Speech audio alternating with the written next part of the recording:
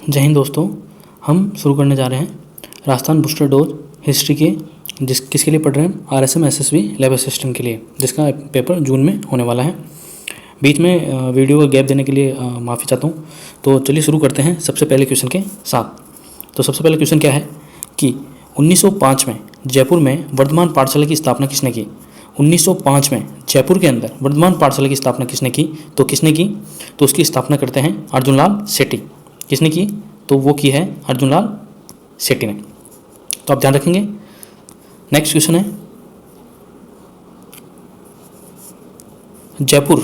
जयपुर की किस ऐतिहासिक इमारत को यूनेस्को द्वारा वर्ल्ड हेरिटेज सूची में शामिल किया गया। तो वो जयपुर, जो राजस्थान की कैपिटल है जयपुर, उसके अंदर ऐसी कौन सी ऐतिहासिक इमारत है जिसको यूनेस्को द्वारा वर्ल्ड हेरिटेज सूची के अंदर शामिल किया है। तो वो कौन है, तो वो है जंतर मंतर। कौन सी इमारत है, तो वो है जंतर मंतर। फिर नेक्स्ट है निम्नलिखित में से कौन सा राजस्थान की लोक नाट्य नृत्य शैली नहीं है। अब जैसा कि मैंने आपको बताया है कि जब नहीं आ जाए, असत्य आ जाए या गलत आ जाए, तो पहले आपको उसको सर्किल करना है ताकि आपको पता रहे कि आपको आंसर सही में देना है या गलत में देना है।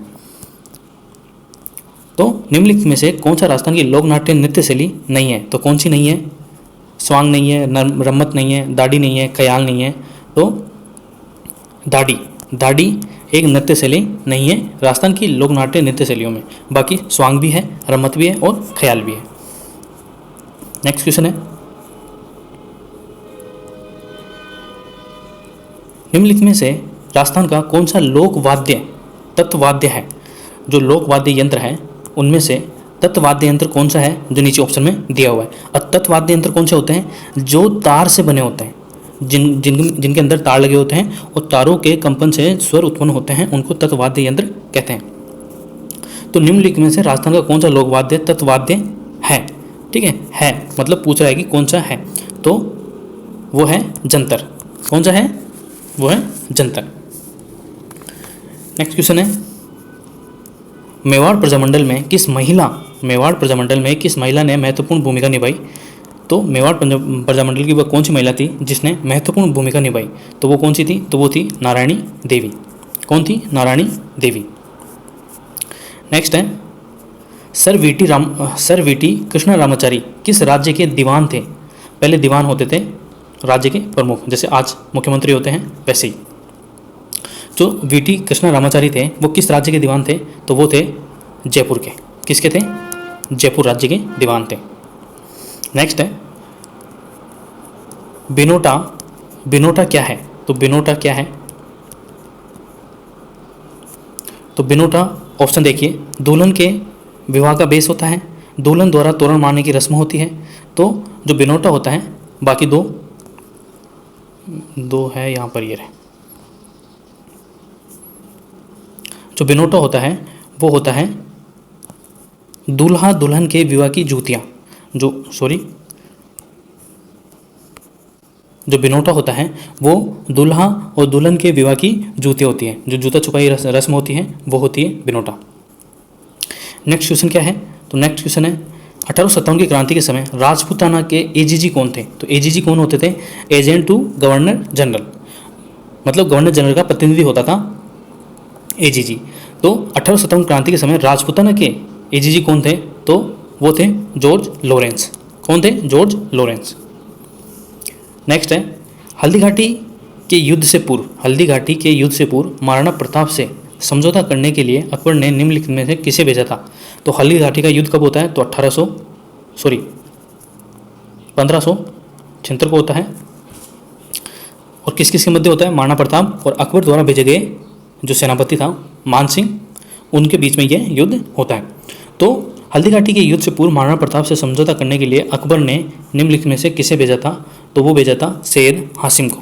किसे भेजा था, सैयद हासिम को। तो आपको याद रखना है। नेक्स्ट क्वेश्चन है मारवाड़ के किस शासक का पालन पोषण गोराधाई का नाम सुन के आपको कुछ याद आ रहा होगा कि मारवाड़ के किस शासक का पालन पोषण गोराधाई ने किया, जिसे मारवाड़ की पन्नाधाई भी कहते हैं। तो पन्नाधाई कौन थी, चंदन की माँ थी, ठीक है, पन्नाधाई। और मारवाड़ की मारवाड़ की पन्नादाई गोरादाई को कहते हैं। अब क्यों कहते हैं? क्योंकि मारवाड़ के किस शासक का पालन पोषण किया था इसलिए कहते हैं। तो वो शासक का नाम क्या था जिसका पालन पोषण गोरादाई ने किया था, इसलिए उनको मारवाड़ की पन्नादाई कहते हैं। तो वो शासक थे अजीत सिंह। जो मारवाड़ के शासक अजीत सिंह थे, इनका जो पालन पोषण था वो गोरादाई ने किया था, इसीलिए इनको गोरादाई को मारवाड़ की पन्नादाई भी कहते हैं। नेक्स्ट है, निम्नलिखित में से किस सभ्यता में विकसित एवं सामरिक महत्व की किलेबंदी के अवशेष मिलते हैं? तो वो कौन सी सभ्यता है? तो आपको सबको पता होगा, कालीबंगा सभ्यता है, जो राजस्थान के कौन से जिले में मिलती है? तो हनुमानगढ़ जिले में मिलती है। हनुमानगढ़ जिले में मिलती है। और कौन सी नदी के किनारे विकसित हुई थी? तो ये घग्गर नदी के किनारे विकसित हुई थी। तो ये भी आप ध्यान रखेंगे। नेक्स्ट है, अलवर जिले के बहरोड़ और मुंडावर में कौन सी बोली बोली जाती है? तो कौन सी बोली बोली जाती है? तो अहिरवाटी बोली बोली जाती है। कौन सी? अहिरवाटी। नेक्स्ट है, कृपाल सिंह शेखावत को किस कला को देश विदेश में पहचान दिलाने के लिए पद्मश्री से सम्मानित किया गया था?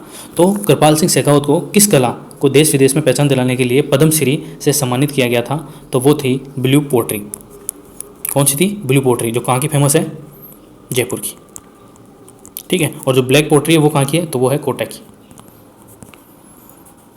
उस्ता कला क्या है? जो ऊँट की खाल पर जो कला की जाती है, जो कारीगरी की जाती है, उसको उस्ता कला के नाम से जानते हैं। मीनाकारी जो जवाहरातों पर बनाई जाती है। ठीक है। आप थेवा कला मुझे कमेंट में बताइए कि थेवा कला से आप क्या समझते हैं। नेक्स्ट क्वेश्चन है, निम्न में से किसने गुरु गोरखनाथ से दीक्षा ली थी? तो वह कौन थे जिसने गुरु गोरखनाथ से शिक्षा ली थी? तो वो थे जाम्बोजी। कौन थे? जाम्बोजी। नेक्स्ट क्वेश्चन है, 8वीं शताब्दी में मेवाड़ में एक लिंगजी मंदिर का निर्माण किसने करवाया था? तो 8वीं शताब्दी में मेवाड़ में एक लिंगजी मंदिर का निर्माण बप्पा रावल ने करवाया था। किसने करवाया था? बप्पा रावल ने। नेक्स्ट क्वेश्चन है, राजस्थान में सदाबहार वन कहाँ पाए जाते हैं? अब राजस्थान में सदाबहार वन कहाँ पाए जाते हैं? तो आप कॉमन सेंस लगाइए। सदाबहार वन वहाँ पाए जाते हैं जहाँ पे वर्षा अधिक होगी। ठीक है। और राजस्थान में वर्षा अधिक कहाँ होती है? तो सिरोही में होती है। और सिरोही में कहाँ होती है? तो सिरोही में माउंट आबू में होती है। तो माउंट आबू में सर्वाधिक सदाबहार वन पाए जाते हैं। नेक्स्ट है, थार एक्सप्रेस मुनाबाव से किसके मध्य चलती है? तो थार एक्सप्रेस जो है वो मुनाबाव से खोखरा पार तक चलती है। कहाँ तक चलती है? खोखरा पार तक। और आप मुझे कमेंट बताओगे खोखरा पार किस जिले के अंदर है? किस जिले में है खोखरा पार? मंकी वैली किसका नाम है? ठीक है। तो आप मुझे बताओ कि मंकी वैली किसका नाम है? तो मंकी वैली जो गलताजी है, और गलताजी कहाँ है? जयपुर के अंदर है। और ये गलता गेट के पास है। तो यहाँ पर सर्वाधिक बंदरों का मौजूदगी के कारण इस गलताजी को मंकी वैली के नाम से जानते हैं। नेक्स्ट क्वेश्चन है, राजस्थान में किस स्थान पर प्रतिवर्ष 12 सितंबर को वृक्ष महोत्सव मनाया जाता है? तो राजस्थान में किस स्थान पर प्रतिवर्ष 12 सितंबर को वृक्ष महोत्सव मनाया जाता है? तो वो कहाँ मनाया जाता है? तो मनाया जाता है वो खेजड़ली के अंदर। कहाँ मनाया जाता है? तो खेजड़ली के अंदर मनाया जाता है। नेक्स्ट क्वेश्चन है, निम्नलिखित में से कौन से जिले में सर्वाधिक प्रतिभूमि, अब प्रतिभूमि क्या होती है? प्रतिभूमि को बंजर भूमि के नाम से भी जानते हैं। ठीक है। जहाँ पर किसी प्रकार का कोई उत्पादन नहीं होता है उसको प्रतिभूमि कहते हैं, और जिसको बंजर भूमि के नाम से भी जानते हैं। तो ऐसा कौन सा जिला है जिसके अंदर सर्वाधिक प्रतिभूमि है? तो वो है जोधपुर जिला। कौन सा है? जोधपुर। नेक्स्ट क्वेश्चन है, निम्नलिखित में से कौन सा जिला शुष्क पश्चिमी कृषि जलवायु प्रदेश में सम्मिलित किया जाता है? निम्न में से कौन सा जिला शुष्क पश्चिमी कृषि जलवायु प्रदेश में सम्मिलित किया जाता है? तो वो कौन सा जिला है? तो वो है सीकर जिला, जिसको शुष्क पश्चिमी कृषि जलवायु प्रदेश के अंदर सम्मिलित किया जाता है। अगर आप वेस्ट प्लस में नए हैं तो वेस्ट प्लस को सब्सक्राइब कर लें, और इसकी PDF के लिए आप टेलीग्राम चैनल ज्वाइन कर सकते हैं। लिंक आपको इसी वीडियो के डिस्कशन बॉक्स के अंदर मिल जाएगा। और वीडियो को पूरा देखिए और अच्छे से एंजॉय करिए। नेक्स्ट क्वेश्चन है, राजस्थान की कुल स्थलीय सीमा कितनी है? तो राजस्थान की कुल स्थलीय सीमा कितनी है? तो वो है 5920 किलोमीटर। कितनी है? 5920 किलोमीटर। नेक्स्ट क्वेश्चन है, कितने राज्यों की सीमाएं राजस्थान से लगती है? तो कितने राज्यों की सीमाएं राजस्थान से लगती है? तो वो लगती है 3 राज्यों की। और वो 3 राज्य कौन कौन से हैं? एक तो हरियाणा हो गया, यूपी कितने राज्यों की सीमाएं राजस्थान से लगती है? तो पंजाब हो गया, हरियाणा हो गया, 3 की नहीं लगती, ठीक है। एक बार देखिए ये आंसर 3 की नहीं लगती, 6 की लगती है। पंजाब, ऊपर से देखते पंजाब, फिर नीचे हरियाणा, पंजाब के बाद हरियाणा, हरियाणा के बाद MP 3, फिर लगता है UP 4, फिर लग गया गुजरात। तो 5 राज्यों की सीमाएं लगती है राजस्थान से। कितने राज्यों की? 5 राज्यों की। इसको करेक्ट कर लीजिए। तो कितने राज्यों की सीमाएं राजस्थान से लगती है? तो 5 राज्यों की सीमाएं राजस्थान से लगती है। नेक्स्ट क्वेश्चन है, राजस्थान में निम्न में से कौन सी नदी सदावाहिनी है? मतलब सदावाहिनी का मतलब यह है कि 12 महीने बहती रहती है। वह कौन सी नदी है? तो वह है चंबल नदी, ठीक है। कहाँ पर है? ये राजस्थान के दक्षिण पूर्वी क्षेत्र के अंदर है चंबल नदी। नेक्स्ट क्वेश्चन है, केंद्रीय भेड़ एवं ऊन अनुसंधान केंद्र अवस्थित है। तो केंद्रीय भेड़ केंद्रीय भेड़ एवं ऊन अनुसंधान केंद्र कहाँ पर है राजस्थान के अंदर? तो वो राजस्थान के अविका नगर में है। कहाँ पर है? राजस्थान के अविका नगर के अंदर। अविका नगर कौन से जिले के अंदर है? आप मुझे कमेंट बॉक्स में बताइए कि अविका नगर कौन से जिले के अंदर है। नेक्स्ट क्वेश्चन है, राजस्थान में गारनेट के भंडार कहाँ पाए जाते हैं? तो गारनेट एक तरह का अयस्क होता है, ठीक है। और इसके सर्वाधिक भंडार कहाँ पाए जाते हैं? तो इसके सर्वाधिक भंडार पाए जाते हैं टोंक के अंदर। कहाँ पर पाए जाते हैं? टोंक के अंदर। नेक्स्ट क्वेश्चन है, निम्नलिखित में से कौन सी एक राजस्थान की अंतःप्रवाही नदी नहीं है? अंतःप्रवाही का मतलब है जो केवल राजस्थान के अंदर ही बहती हो। तो ऐसी कौन सी नदी है जो केवल राजस्थान के अंदर नहीं बहती है? तो उस नदी का नाम है सागी नदी। कौन सी नदी है? सागी नदी। तो आप ध्यान रखेंगे। नेक्स्ट है, पार्वती सिंचाई परियोजना। कौन सी सिंचाई परियोजना? पार्वती सिंचाई परियोजना निम्नलिखित में से किस जिलों में से किसके लिए लाभप्रद है? निम्नलिखित जिलों में से किस जिले के लिए लाभप्रद है? तो पार्वती सिंचाई परियोजना निम्नलिखित जिलों में से किसके लिए लाभप्रद है? तो वो है धौलपुर जिले के अंदर, जो राजस्थान के पश्चिम के अंदर है, पूर्व के अंदर है, राजस्थान के पूर्व के अंदर है धौलपुर, ठीक है। इसके लिए ये पार्वती सिंचाई परियोजना लाभप्रद है क्योंकि धौलपुर के अंदर पानी की कमी है। नेक्स्ट क्वेश्चन है, राजस्थान का सूक्ष्मतम जिला कौन सा है? तो राजस्थान का सूक्ष्मतम जिला कौन सा है? तो वो है जैसलमेर। तो आप ध्यान रखेंगे कि राजस्थान का सबसे सूक्ष्मतम जिला जैसलमेर को कहते हैं। नेक्स्ट क्वेश्चन है, और इस वीडियो का अंतिम क्वेश्चन है, तो आप ढंग से देखिएगा। निम्नलिखित में से सही सुमेलित है। तो एक तरफ दे रखे हैं मिट्टी के प्रकार और एक तरफ है जिले। तो जो एरिडीसोल मिट्टी है वो अजमेर उदयपुर में होती है। गलत, क्योंकि यह राजस्थान के पश्चिमी क्षेत्र के अंदर है, जो कि जोधपुर और जैसलमेर बाड़मेर के अंदर आता है।